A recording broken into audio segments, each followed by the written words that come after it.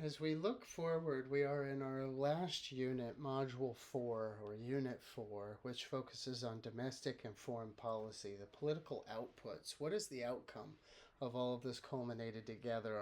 Our foundational elements of governance, the inputs on the political system, the institutions themselves. When we put that all together, what does it create? Well, it creates the domestic and foreign policy initiatives of the United States, which is what we aim to look at. So we want to look at how we categorize domestic policy, what arenas it exists in, who the policymakers actually are, and how it's connected to this economic ideal we have known as capitalism. So obviously, public policy is the set of purposive actions that the government aims to take to address a particular type of concern for some or all of society, right? These public ideals usually simply follow the issues or concerns that we have as large segments of the society at large. This could be anything from healthcare to the environment to taxes. Obviously, we've discussed multiple policy pathways that exist within the American government. Congress appropriates money. They're the ones who spend the funds within the federal government. The president can write executive orders unilaterally utilizing that large entity known as the American bureaucracy to try and shape and affect policy. And the judicial system can affect it through their actions and opinions within the court system. From same sex marriage to abortion, they can have ranging effects on public policy. And the bureaucracy at large obviously has a huge effect, as they are the ones that are working behind the scenes to effectively make things go from law to reality. Now, it's important to note that in terms of public policy, there are always winners and losers. No matter how well intentioned a policy, there will always be secondary and triary consequences, what we refer to as unintended consequences. No matter how well ranged or intended the policy, that's very important to note. And your book makes note of our social safety net programs that, despite their necessity and despite their need for the historical times they were called upon, they have created large ranging challenges, which has led to a lot of political discord. So let's look at how we categorize public policy. As we've talked about earlier on in this course with the political spectrum and political parties and ideologies, there are two ways in which we often discuss policy in the United States. It's either on the left or the right. Okay.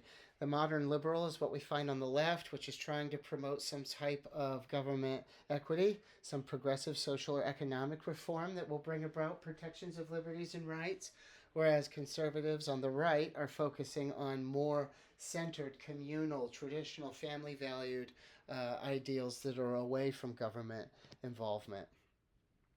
And this usually centers around this economic ideal of capitalism. Here in the United States, our main focus is the consumption, distribution, reallocation of goods and services. That's what we do, right? As sad as it is, or sad as it sounds, that's exactly what all of our human ornate existence is consumption and distribution of goods and services.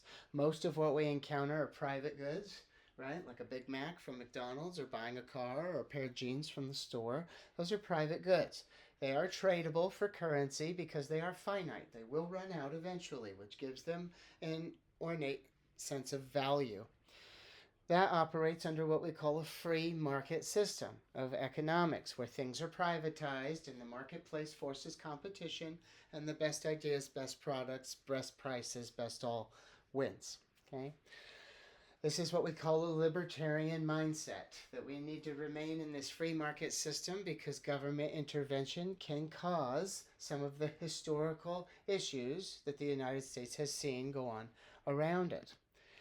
However, we're aware that not all goods can be strictly private. As we've learned through our history and traumatic historical events, some things are public or collective goods. They are things that no one person can own and that everyone must reap the benefit of. The air we breathe, the fish in the ocean, the trees in the forest. No one person owns all of the water, right? We have certain types of collective goods, or common goods as we call them, which would not be profitable for one person to own. You can't own public libraries. They are not profitable, but they are useful to society and everyone benefits from them, so we commonly and collectively put in for them. When we start to dampen or endanger these common resources, whether they're in the environment or accessible to society, that's what we refer to as a tragedy of the commons, which leads to political discord. And of course, we also have what's called a toll good. We should be familiar with this here in Florida with all the toll roads you see going up and down this state. Toll goods are goods that are mutually accessible, but you're simply paying for the privilege. You don't have to pay for it. You can go about going on a longer road or taking a longer journey, but by paying to be a member, you reap some sort of policy benefit. Your textbook gives you a large ranging variety of what these goods are and how they've allocated a change historically through our unique American story. And what happens is the allocation of these goods and services, these resources, are what create the dysfunction of how we argue about policy. The two main questions we have about public policy in the United States of America is who pays the cost for creating or maintaining that good, and who receives the benefit. And in 1964, a social scientist by the name of Theodore Lowy argued that he had discovered what three categories we put policy in. The first is distributive policy. Distributive policy is where we collect payments and resources from the many and concentrate the benefits on a few. So we all pay in to certain systems, certain processes, certain policies to benefit certain segments of society. And that's because we know that a society benefits better when it is not in survival mode all of the time. We can't simply be focused on when our next meal comes from and where we're going to lay our head at night. We have to be able to move towards that artificial goalpost we created in the post-war era called the American Dream.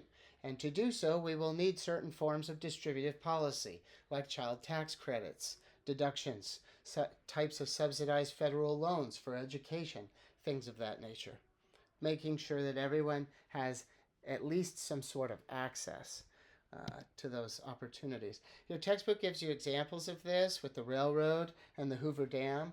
They were paid for by the entire nation as a whole through collective taxation through Congress, but only certain regions and areas benefited, but we knew it would be a benefit overall for the nation as a whole. The second is regulatory policy, which is opposite of distributive policy. It focuses the costs on a few, while the benefits are for the many. Regulatory policy like the Food and Drug Administration and things of this nature, OSHA, meaning that your employer or companies are burdened with the regulations, taxes, and fees, and you benefit by having a safe workplace. You're safe when you go to Walmart. You're safe when you buy a car, things of that nature. The most controversial form of policy in the United States is what we refer to as redistributive policy. Redistributive policy is where the costs are concentrated and so are the benefits. We call it the Robin Hood effect. We take from one group and we give to the other, mainly taxpayers to non-taxpayers. This pays for programs which we call entitlement or safety net or welfare programs like Head Start, Medicaid, TANF, the SNAP food program, WIC, which is for women, infant, and children. They're very selective and cause the most political contention. Next, we will look at policy arenas, and that will be in the next video.